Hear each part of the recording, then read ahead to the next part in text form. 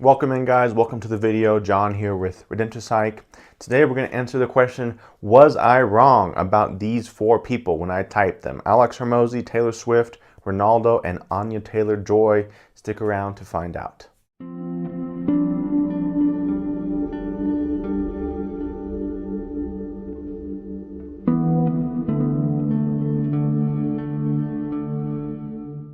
All right, we're going to jump into Alex Hermozi here. I typed him a few months ago. I typed him as an INTP. A lot of you guys disagreed. I still think he's an INTP, but we'll take a look. I picked some new clips that I didn't use for the original video. My first one here is with him and his wife talking. So we'll dig in and we'll see what we find. How did you go into our relationship differently? Because when we met, I think we were both really clear about what we wanted in terms of support in achieving our goals.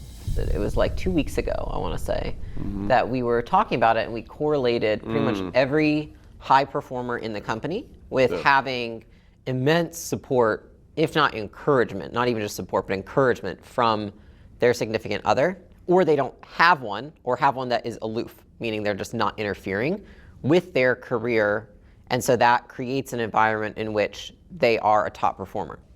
Or at least the way I see it is, I care less about the fact that it affects their job here. I care more about the fact that it affects their life and their goals.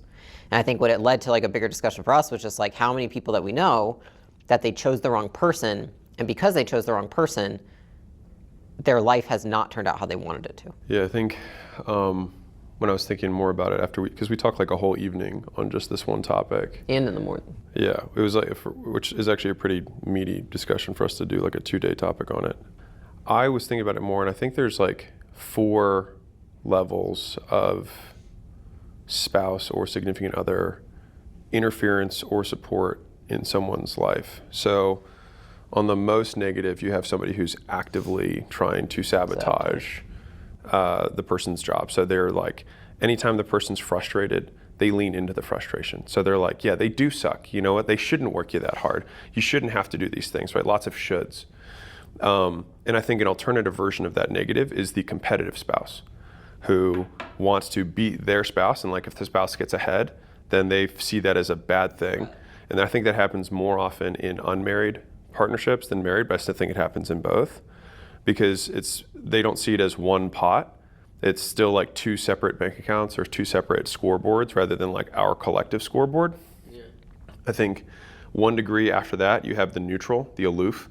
The like, you have a job, I don't want to hear about it, but just as long as it doesn't interfere with what we want to do, which I think oftentimes that ends up over time becoming the negative, because the more involved the person gets in their career, the more they will, quote, bring work home with them, because their work is their life and they just are really interested in it and want to talk to the person they care the most about with it.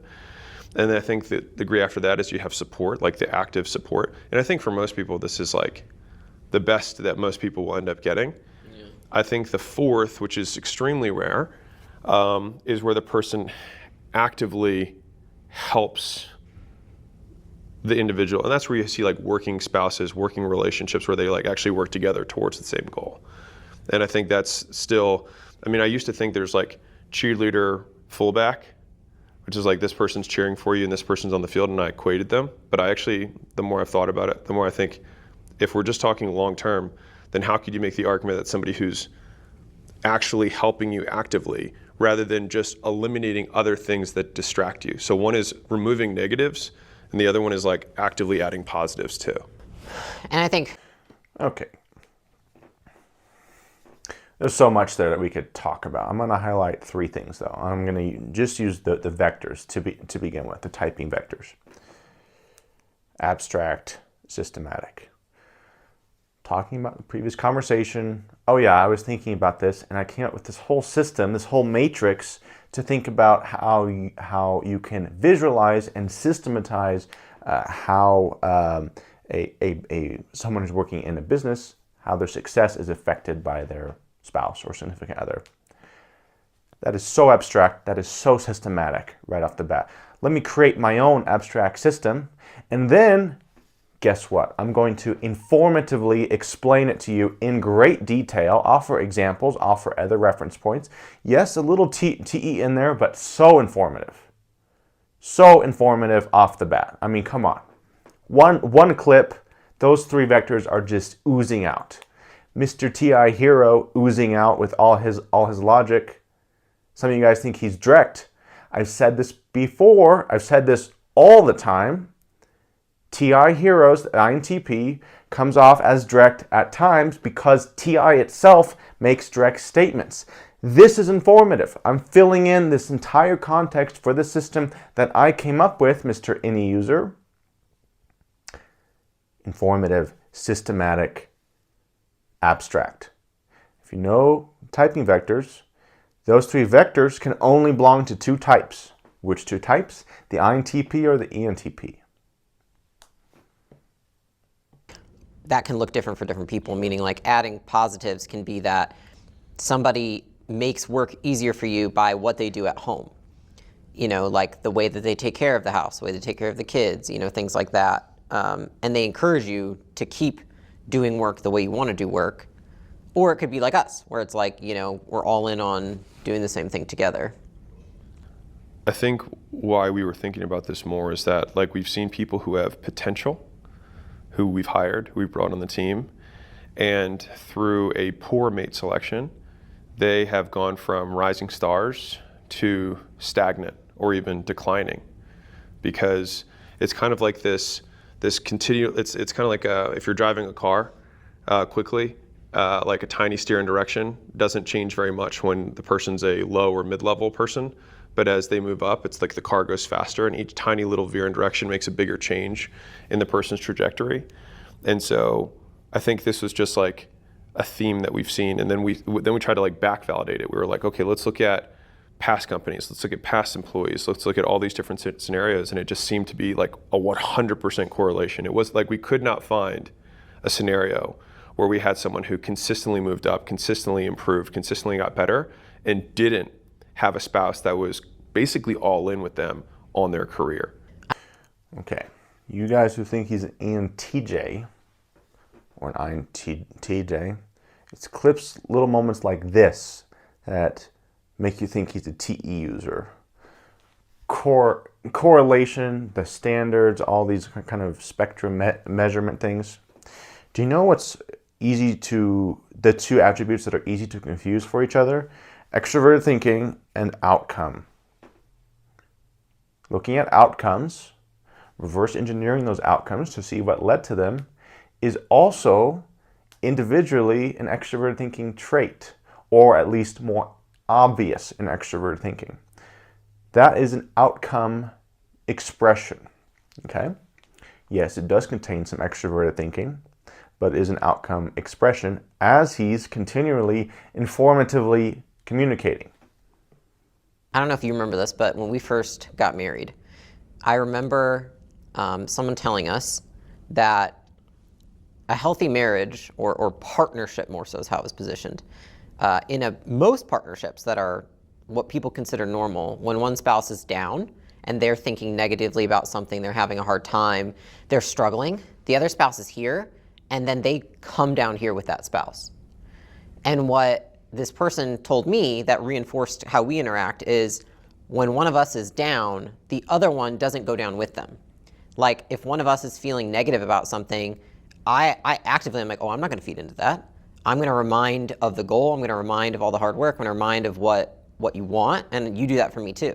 It's like encouraging. It's not like, oh no, don't talk about that, but it's, you can do it. You're so fucking strong. You've got all these things going for you. You've worked so hard. This is going to pass in a week, like all of these things. And I think what you see is just like over time, enough times, somebody just pulls you down and pulls you down and pulls you down. It feels like they're being empathetic in a way, but they're actually just sowing seeds of doubt. And they're feeding into like what our brains do, which is always go towards the negative. What resonated with me is when I heard someone say you have to make it home to the dinner table. If you really want to help someone skyrocket their career, you have to make it home to the dinner table, and it has to be good news at the dinner table. Well, I'll say 2 elements. So one thing is, when you have a spouse or a significant other who's at home and you have that negative day, right? What happens, and I can understand why that significant other will take the next steps I'm about to say, which is they both reward the positive behavior. They reward with something different than work. And they punish talking about work in a negative way. And so that creates a two-sided incentive that makes it really hard for the person who is struggling with work to talk more about it or work more, because then the partner associates work with negative and says, don't talk about that, or like they're pushing you too hard, right? So that's them basically punishing them talking about this thing they're trying to get through. And then also says, hey, why don't we take some time and watch Netflix? Why don't we go out with friends? Why don't we whatever? And Avoid. So in an attempt to help the partner, they end up creating a positive contingency around them not working and a negative contingency around them working, which are two separate things, but they do them both simultaneously. And so when you do that on a consistent basis, it ends up, this is where we're talking about like what happens over the long term. This is those little NASCAR moves where like a little bit like it happens once and then it happens again, and then the car starts steering. And so that person who was otherwise a really big contributor all of a sudden doesn't find themselves dedicating discretionary effort and time towards the work or their career, because everything they do at home is punished, and they have alternatives to work that are given to them by their spouse that are, quote, reinforcing. All right, I've seen enough. Mr. Informative there, continuing to inform, and share and inform at length. Mr. SI user, Mr. TI hero, bleeding his TI logic everywhere he goes. This is an NTP, guys. I believe in INTP, as you see the response, the responding and the outcome and the stillness. ENTPs are much more all over the place. Abstract, systematic, TI hero, Alex Hermozi. All right, who's up next? Ooh, Taylor Swift is up next. All right, let's get this ready here.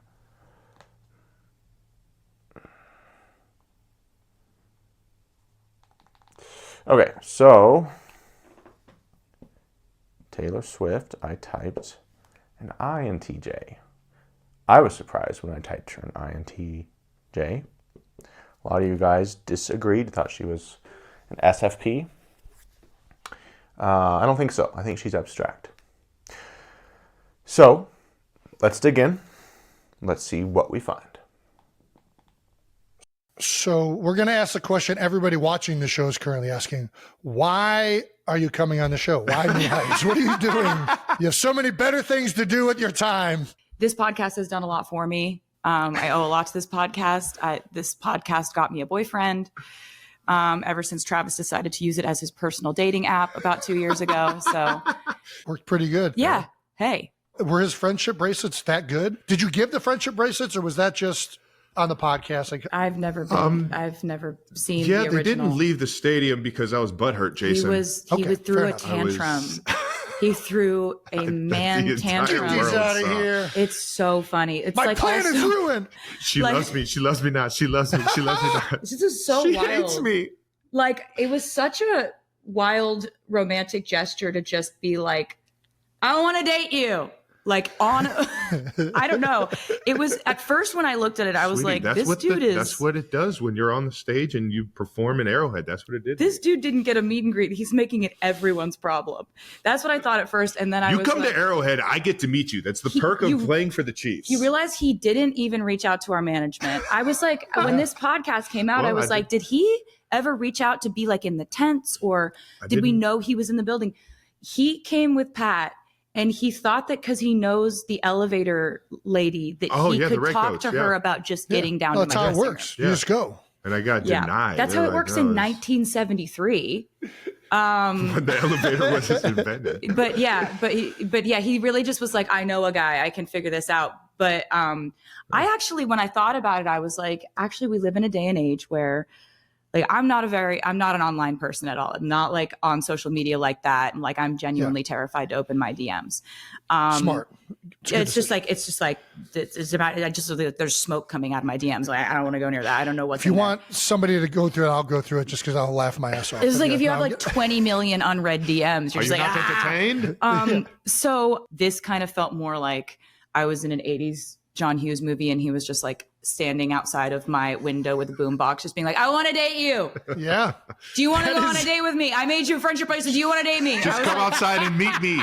Just meet me once. Just give me a chance. So I was like, if this guy isn't crazy, which is a big if, this is sort of what I've been writing songs about wanting to happen to me since I was a teenager. Yeah. And I was sitting there at the Eras Tour listening to every single one of those songs like I know what she wants me to do. Yeah. Okay, I think that's an ISTP interviewer. The other Kelsey. Okay, so a lot of extrovert sensing, more extrovert thinking too, like listing out these steps, and more extrovert sensing, listing out what he did, what you did this, externalizing it. So far direct, and I said this in the last time I typed her. She has kind of an in-charge energy, even though I typed her an INTJ, but that is something to note. All right, guys, I had to refilm this portion of typing Taylor Swift because of a copyright issue. So I got a new video that we'll look at, and then the rest of the video will be normal.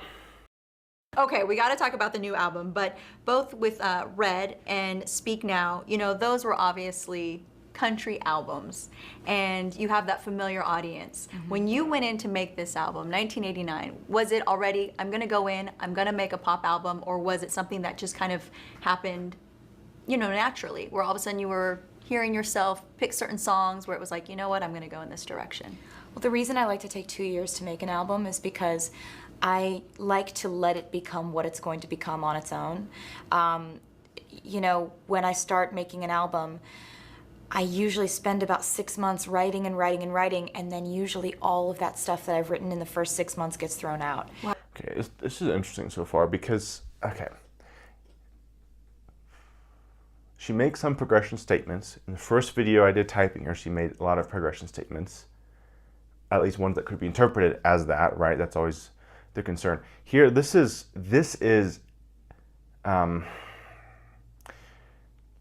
more so an outcome and systematic combination, okay?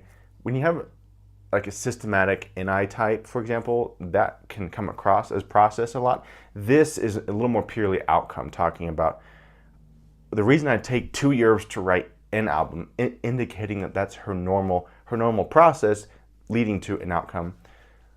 Working through these first 6 months blocks of writing and then throwing stuff out, more outcome and more systematic. Okay, so this is a bit more.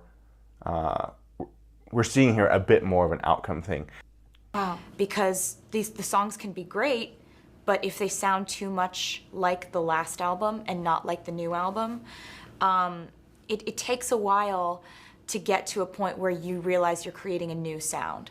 And so for this one, I had a feeling that it would end up being a pop album, but I didn't know if I would be inspired, to make it more acoustic, or inspired to, make it a country album again. I had no idea the way it was going to go, but in the end, it ended up being completely sonically cohesive. It's got its own sound. It is a pop album. I wanted to be very honest about that, and it was really just an artistic decision, and I just have to follow those artistic impulses. So it did happen organically. Okay, so it's a bit more TE there, talking about reaching the standard of whatever she said, sonicization, or a new sound, or a sound that's somewhat unique based on her other work. That is reaching an extrovert thinking standard.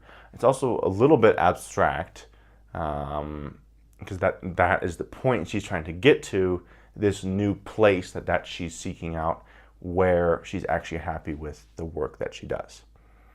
It was one. Okay, that's amazing. Because you've had crossover hits. You've had songs, like I said, that you've done. Even though they were country albums, they had hits on there that just ended up, working for both genres. My goal with this album from the beginning was to make an album that had its own sound, that was very signature to that album. So in my previous albums, you'll have, on Red, like you would be hearing mandolin on one song, and then you'd hear dubstep bass drops on the next song. And, I liked kind of how it was a very diverse sounding album, but with this one I wanted to really make an album that sounded cohesive. Right. So this really came together well, and I think it accomplished that goal. Yeah, I think so. Okay, we get a few more outcome statements there about where she wanted to end up, creating a new sound, a cohesive experience that she's giving to her listeners. Okay, so I think I was wrong about Miss Taylor Swift here. So I'll mention Solomon again later, who I had a conversation with, and he discussed the push energy of, I think it's partly a socionics theory, but that the hero and the child, being bold, being more optimistic, have more push energy. And I think that's actually a valid perspective and a valid way to type people, provided you compare and contrast against many other vectors and other techniques. I think Taylor Swift is an ENTJ. I think this is an SE child. I think I was wrong. I don't think she's process. Where I will stand my initial analysis is that this woman is abstract. A lot of you guys said she's not abstract. Just NI child. That's weak reasoning just to say, well, all those abstract statements are NI child because you want her to be an SFP. I see abstraction. I see a strategic woman, which is an abstract strategic woman, an NTJ. Definitely an NTJ SFP type. But because of the abstraction, I believe she's an ENTJ with this outcome here. And further, this is more important, a little harder to communicate. In the other video that I analyzed, which I can't use anymore, but you can find this in many of her interviews or just her performance. SE heroes and SE childs are much more likely to be openly expressive with their extrovert sensing, with their movements, with their being more performative. She does that much more than you would expect an INTJ to do that. She is restrained in interviews. You know, she's professional and strategic and those things, but I believe this woman is an SE child. Now, in my initial analysis, I believe this point still stands as well of her development. The NTJs can develop into their child inferior stack or into their nemesis critic stack. I still strongly believe she's developed into her SE and FI functions, giving her a lot more of that SFP vibe. ENTJ women especially, both genders actually, especially women though, who are developed into their SE, FI, are often not going to be typed as ENTJs because of their femininity. In addition to their development, it's hard to see that really like harsh, strong, steamroller ENTJ stereotype. But this is why we use the vectors. This is why we analyze functions, because the vectors are there, the abstract strategy is there, the outcome is there, and that extrovert sensing in more of an optimistic slot appears to be there as well. So I believe I was wrong about Taylor Swift, not an INTJ, but an ENTJ, still developed into her SE and FI functions. Okay, who's next? Anya Taylor Joy. Yes, a lot of you guys really didn't like this one. No way that woman's an INTP. I typed her an INTP too, just like Alex Hermozi. Let's dig in. Guys, this is crazy. Every interview should be this because you just cut through everything. I'm Anya Taylor Joy, and today I'm going to see how much I actually know about myself based on astrology. I'm here with the Astro Twins. Okay, so we are gonna walk you through your birth chart. Oh, this is so my thing. Yes, let's go. So you know that you're an Aries sun and moon and a Taurus rising. That's your big three. Yeah. Those are some pretty strong, pretty headstrong signs to have. I'm like, what do you mean? I'm very easygoing.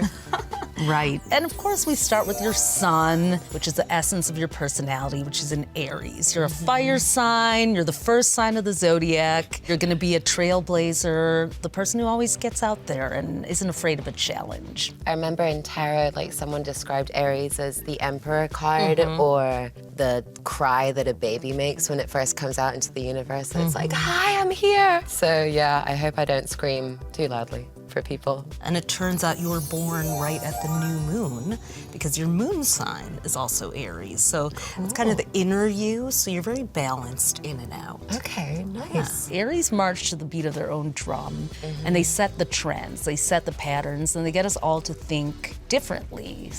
What you do impacts a lot of people around you, and they follow you. So you aren't trying to be followed, but you look back and everyone's like, oh, wow, I can do that too. It's a really powerful sign, probably one of the most in the zodiac when it comes to leadership. Which types are most likely to be trailblazers? Some people think the NJ types. It's the MP types. It's the extrovert intuition users who see things before they happen. And the NTPs, specifically being pragmatic, being TI, see the reality, see the truth in those coming patterns. And they are the early adopters. Why? Because they're not extrovert sensing users. They're not as pressured by what is happening in the moment. They put themselves out there to be, and they become unique and trendsetters because they see what's coming. I feel very validated in some kind of a way. It's so This fascinating. is my happy place. Yeah. Oh, good. Let's talk about the Taurus rising. I feel validated as an FE statement, seeking FI. You really like things the way you like them. We have a sense of space and where things belong. And quality, too, right? I have a very specific thing about things being very soft. I like very soft things. I love silks. Like, all of my clothing has to feel good. Miss SI user, on my clothing has to feel good. I like all these textures on my skin because I'm aware of my experience. Miss SI user, I like what I like. Because I spend a lot of time kind of going to set, coming back from set, so it's 3 o'clock in the morning and then late at night. If it's not soft, it's not going on this body. It's not happening. That makes sense, because Taurus rules the senses, so no cheap things for you. Cheap thrills, but not cheap things. A sale, though. You'll love a sale. A sale is great. A sale Who doesn't is great. love a sale? I'm going red in this interview. This is wild. Yes, very accurate. And let's talk about your North Node to that, which is who you're becoming in this lifetime. So, Oh, Lord. yeah, that's in Libra, which actually is the sign of fashion. Whoa. But it's also the sign of relationships. Okay. And so getting married and being in a partnership is really where you find your growing edge, your evolving edge in this lifetime. You know, you married younger than maybe a lot of people in your age group and your generation have, but it probably feels like this is part of my path and my purpose. Yeah, 100%. Yeah. Here's something funny. You have been a man in a lot of your past lives. I so believe that. Yeah. I so believe that. I think gender is fluid, but I definitely, specifically with like my girlfriends, I definitely take on that kind of typically masculine trait. Right, you become chivalrous with anyone who's feminine, because you've got this. I love to take people on dates. I date. This is why people think she's an NTJ, because she is assertive, and she's a little more, again, a little like Taylor Swift. She has a bit of an in-charge style to her, and this is where some of the nuances are necessary, both subtype and development.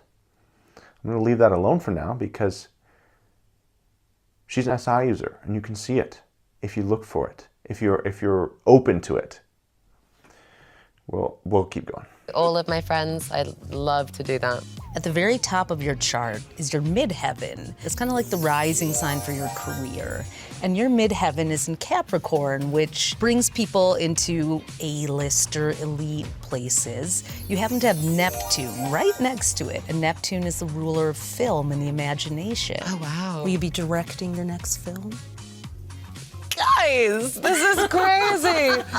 I would love to direct at some point. A big part of the reason why I love film is filmmakers. Like You're gonna be one. Oh, wow, okay. Yeah. You heard it here first. Yeah.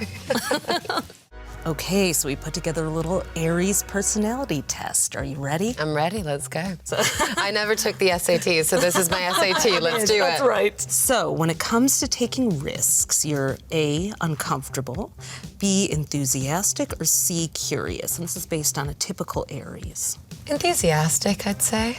You got it. I got it, yay. The competitive Aries is I'm determined so to win, competitive. right? Yeah. Oh, my favorite thing is games. I love games. Oh, I'm terrible. So what's the biggest risk that you've ever taken, personally or professionally? Oh my goodness. I think probably if you were to ask my parents, it was dropping out of school to pursue acting full time. But luckily it's worked paid out. off. Yeah, it seems like it really paid It would off. have been a very different story if it hadn't worked, but it worked, so I'm lucky.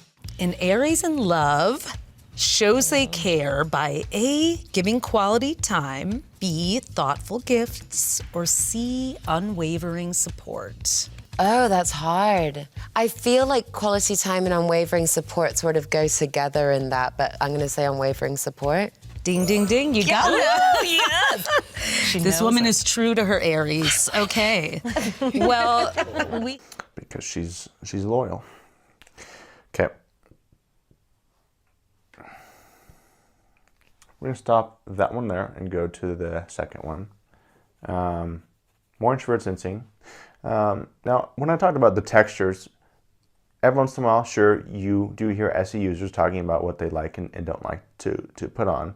So I'm not going to say that in of itself is a definite thing, but there are reasons that most people who talk about the clothes they put on and the textures and all that is linked with introverted sensing. Okay. One more here from Miss Anya Taylor.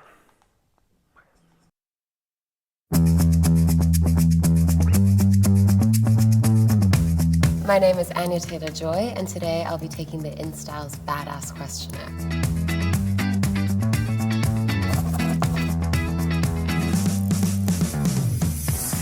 When I got the call that I booked the Queen's Gambit, I think I knew from the meeting with Scott, but the story of how I got there is kind of crazy. I had finished reading the book, and the second I turned the last page, I was going to be late to the meeting. I just closed the book, ran out my house, ran across the park, ran all the way through London's Soho area, into the restaurant, and before I even said hello to Scott, I just screamed out, "It's not about chess, and she has to have red hair." And he somehow thought I was mentally stable enough to do the job and gave me the job. So yeah. 3 back. Okay. Miss SI user.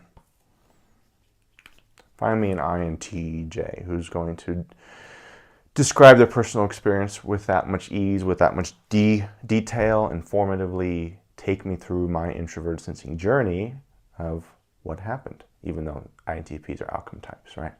So, Anya Taylor Joy, SI user, still looks like an INTP. Interesting, her vibe reminds me a lot of Dua Lipa. Dua Lipa, I typed in ISFP, still believe she's an ISFP. But an interesting thing there, if you believe in the 4 sides of the mind proposed by CSJ, for example, the superego types have overlapping similarities as well. And if I was correct about Dua Lipa's development, both of them are developed into the same function, even though in different directions. All right, last here, Ronaldo. It may be tied for the most controversial with Taylor Swift. Now, I thought about Ronaldo a lot since I did the video. I think I was wrong. I typed him an ESTP. I do not believe he's an ESTP anymore. Solomon was also in that chat, who I did a discussion with. If you guys want to watch that, about his kind of socionic system, but listen to him. He made some good points, and with that, and some more observation, and recognizing some of my mistakes in that session, I don't think he's an ESTP. I'm not going to tell you what I think he is just yet, but let's dig in here to Mr. Ronaldo and see what we find. When you are younger, you think you're gonna have power forever. You think you are unbreakable. But in football, the demands physically, it's a lot. So you have to manage that. You have to be smart. If you're training 2 hours, you have to recover 2 hours. The most important thing is to have a routine. I know if I sleep good, if my recovery is good or not. But of course, with the Whoop, you are 100% sure. Our newest launch, it's our Whoop medical grade product. This is amazing. In my opinion, it's one of the best devices ever in terms of health span. For your body, for your mental strength, is worth it. Make effort in your health. If you want to achieve success, it's the only way. Great to be with you, brother. Thank you. Thank you. So this is an exciting moment for us because today we're going to reveal to you the Whoop MG, which is technology I've been building for 13 years. Wow. But is our newest launch. It's our Whoop medical grade product. Top. It's about 7% smaller, and it also has a 14-day battery life. Wow. 3 times the battery life Very nice. before. We're coming out with a feature called Health Span, which is going to tell you your Whoop age. Whoop did all this work to essentially assess, based on your behaviors, your performance, your physiology, what is your actual physiological age versus your biological age? I'll let you reveal it. I touch here? Yeah. What does it say? I don't believe it's so good, eh? 28.9. So it says you're 28.9. Yes. That's amazing. 12 years younger. Your Whoop age is lower than your chronologic age, slowing excellent health, continue your health behaviors. So this is mean that I'm going to play 10 years more football. We'll go through the different behaviors within your Whoop age. So here you can scroll. If you scroll up, you can see each of the different statistics and how those are affecting your Whoop age. So we'll start talking about them now because I really want to get into some of your habits that drive your Whoop age. So let's start with your steps. Your steps are making you almost a year younger. Okay. So you're getting on average 17,000 steps a day. Does that sound consistent with your behavior and your training? It's the way I live my life, you know. I'm always move, not only for football, but my daily life too. Spend time with my kids to play with them, to have another activity aside of football. Yeah. So make me move a lot. Don't surprise me because I move a lot too. Okay. Mr. Concrete. A lot of you guys, when I type Ronaldo the first time, are like, you know, I know the abstract isn't obvious, but it's there. How is it there? Where is it there? You're still an NI user. I didn't see it in the first interview. I don't see it now. This guy is emanating concrete. I don't want to watch the rest of that ad placement video, so let's go to the second one here. Also, progression. That was the main mistake I made in my first typing video of him.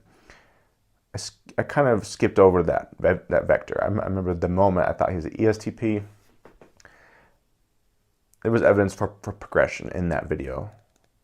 And there was evidence in that last video too, talking about the journey of his day, talking about the journey of his training. A little bit difficult to distinguish that with an ESTP who's still showing extrovert sensing. But let's check this out. Cristiano, welcome to NBC. A pleasure to have you. Thank you. On NBC Loud. I'm speaking to you today as a co-founder of Inspire. You have not so much spare time, but yet you invest time and energy into this business as a co-founder. Why do you do this? As I say there in the speeches before, it's something that from the beginning, I like it when I spoke with our CEO, Paulo, and it was, in the beginning, was a challenge for me. And everything what is related with health, as I say, I really like it. And the project, the people, something that you can help the people, you know, to have self-confidence. it was nice. It was nice from the beginning, and I said, listen, we're gonna start now this journey together, but I won't, take off. And he said, okay, let's do it, let's do this. And look at now, we open so many clinics now. We are in Europe, we are in the Middle East as well, here in the region of Saudi Arabia.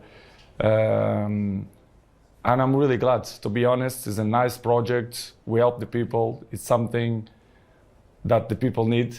And I'm glad for that. Yeah, hurtfully, you said to me just before we started rolling the cameras that maybe I might need it, which is not a problem, but I maybe? say in a good way, but as you know, I'm not a doctor. So I think maybe I'm wrong. Maybe in the future, near future. Near future? How near? Doctor, you think you're gonna need to do it? Yes. Yeah. You Okay. see? Okay. So I'm not wrong 100%. I'm not a doctor. Why would you say that, Mr. ISTP? That's what I believe Ronaldo is, ISTP. Remembering the clips I used to type him in the first video I typed him, T.I. was out of the world. And it's T.I. hero. Being willing, pragmatically, in a lot of those clips, to say what he thought, even if it pushed against the grain, to share his thoughts honestly and openly. People think INFJs can kind of get there. Very rarely. Concrete's there. Yes, there is some vision of his own drive, his own future, Mr. NI child, and he's developed into his NI child, his extroverted feeling, inferior, which makes sense. Because I said this before, if you take what people think someone's type is, even if they're very wrong, even if the public is wrong, even if the person typing them is wrong, there is usually at least a grain of truth there. People type in INFJ because they are perceiving a little more extroverted feeling, a little more introverted intuition than maybe a typical ISTP because of his developmental, how his functions have developed. If you guys want another example of someone like this, JJ Redick, who's now the Lakers head coach in the NBA, former basketball player, another ISTP, developed into his NIFE. That might be a good reference point for someone who speaks better English, who might be easier to see how those patterns align. But it's the progression and the concrete here. So I was wrong here as well. I've got to credit Solomon, who brought to my attention part of his theory, part of, I think, of the socionics theory, in that basically our hero and our child are pushing functions. Wherever our boldness is, it's going to be especially in those functions. TI bold. I get that. That makes sense to me. I think he's right. Not abstract though. Not INFJ, as he and many others have thought. Progression, pragmatic, concrete. All right, guys. So to review, Alex Hermozi, still believe in INTP. Please go watch, if you don't agree, more clips of him. Informative up the wazoo. Yes, he has some TE attributes, which are also partly because of his outcome, but those functions are very powerful, or nemesis and critic. You have to look at the informative, and you have to look at TI hero. No, he's not direct. Not even close. Listen to the informative communication he has. Contextual feeling all the time. Systematic, abstract, very systematic. Taylor Swift. Now, still a little back and forth here. INTJ, ENTJ, still abstract. Go watch the first time I typed her, Miss Abstract, Mrs. Abstract. But I think I was wrong. I think she's an ENTJ. So I'll credit Solomon for both those, for Taylor Swift and Ronaldo, opening my eyes to some of that push energy, even though I don't think he agrees with maybe the verdict here. But yeah. Anya Taylor Joy, still more introverted sensing, a lot of SI, Miss INTP, developed into her NI nemesis, TE, into her NI critic and TE nemesis. Very pretty assertive INTP. One of the most assertive INTPs you'll see, especially in a woman. There are assertive INTP males. There are many of those, actually, a good handful of those. Anya Taylor Joy, still an INTP. Still an introverted sensing user. That is what's most important here, especially against the INTJ verdict. And then last, Ronaldo, ISTP, not ESTP, I was wrong. Taylor Swift changed from INTJ to ENTJ, Ronaldo from ESTP to ISTP. Because of the progression for Ronaldo, because of the in-charge and the extrovert sensing comfort with Miss Taylor. All right, guys, that is the review of my most controversial types, typings. Hope you guys enjoyed, and we'll see you around.